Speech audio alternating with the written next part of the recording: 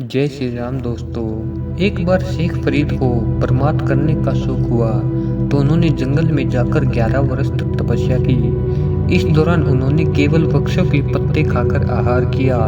11 वर्ष तपस्या करने के बाद जब शेख फरीद घर लौटे तो उन्होंने बड़े गर्व से अपनी माँ से कहा, माँ, मैंने जंगल में घोर तपस्या की और केवल वृक्षों के पत्तों का ही आहार किया। उसकी माँ ने कहा, बेटा, पत्ते तोड़ने से वृक्षों को भारी दर्द होता है। एक दिन जब वह शेख फरीद के बालों में कंघी कर रही थी तो उसने कंघी से बालों को एक जोर का झटका दिया।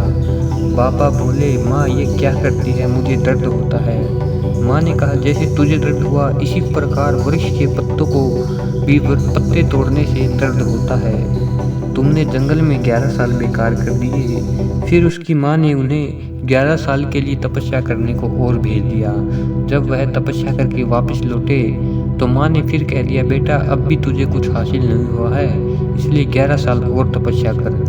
बाबा फिर से जंगल में चले गए और फिर से बिना अनाहार किए बगैर घोर तपस्या करने लगे। वे कहते हैं कि रोटी मेरी काठ की, लवण मेरी भूख, जिन खादी है चौपड़ी, बहुत सैगणे दुख। एक दिन बाबा फरीद एक पेड़ के नीचे भजन कर रहे थे। कहीं से उड़कर बहुत सारी चिड़िया उस पेड़ पर आ बैठी और चहचहाने लगी। बाबा फरीद के भजन में विघ्न पड़ा तो उन्होंने चिड़ियों पर क्रोध आ गया और उन्होंने कहा, चिड़िया, तुम मर जाओ। उनके कहते ही चिड़िया की मृत्यु हो गई। उनको यह विचार आया कि पहले तो वृक्षों के पत्ते खाकर ही मैं पाप कमाया करता था, परंतु अब तो बहुत सारी चिड़िया मारकर मैंने उससे भी ज़्यादा पाप कमा लिया है। यह सोचकर उसने तुरंत कहा, चिड़िया, जिंदा हो जाओ। सभी चिड़िया फिर से जीवित हो गई। इस पर उन्होंने बहुत अहंकार आ गया कि तो मानना ही पड़ेगा, मैं बहुत बड़ा महात्मा बन गया हूँ और मैंने परमात्मा को भी पा लिया है। ऐसा अहंकार करके बाबा फरीद अपने घर की ओर चल दिए। गर्मी का समय था, रास्ते में उन्हें प्यास लगी। कुएं को देखकर वे पानी पीने के लिए रुक गए। कुएं पर एक स्त्री कुएं से पानी निकालकर जमीन पर फेंक रही थी। बाबा ने कहा, मुझे बहुत प्यास लगी है, जल्दी से पानी पिलाओ। उसने कहा, जरा ठहर जाओ, तुम्हें मेरा काम दिखता नहीं क्या, मैं काम कर रही हूँ, बाद में पानी पिलाऊंगी। यह कहकर वह स्त्री फिर से कुएं से पानी निकालने लगी और जमीन पर फेंकने लगी। यह देखकर बाबा को बहुत गुस्सा आया और वे उस स्त्री से बोले, तू मुझे पानी पिलाती है नहीं। स्त्री ने कहा, मुझ पर चिल्लाने की जरूरत नहीं, मैं जंगल की चिड़िया थोड़ी ना हूँ जो तेरे कहते ही मर जाऊंगी और तेरे कहते ही जिंदा हो जाऊंगी। यह सुनते ही बाबा फरीद के होश ठिकाने आ गए।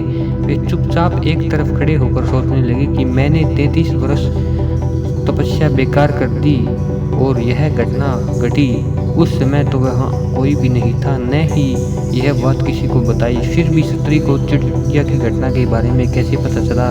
थोड़ी देर बाद उस स्त्री ने जमीन पर पानी फेंकना बंद कर दिया और बाबा फरीद से कहने लगी, महात्मा जी, लो पानी पी लो।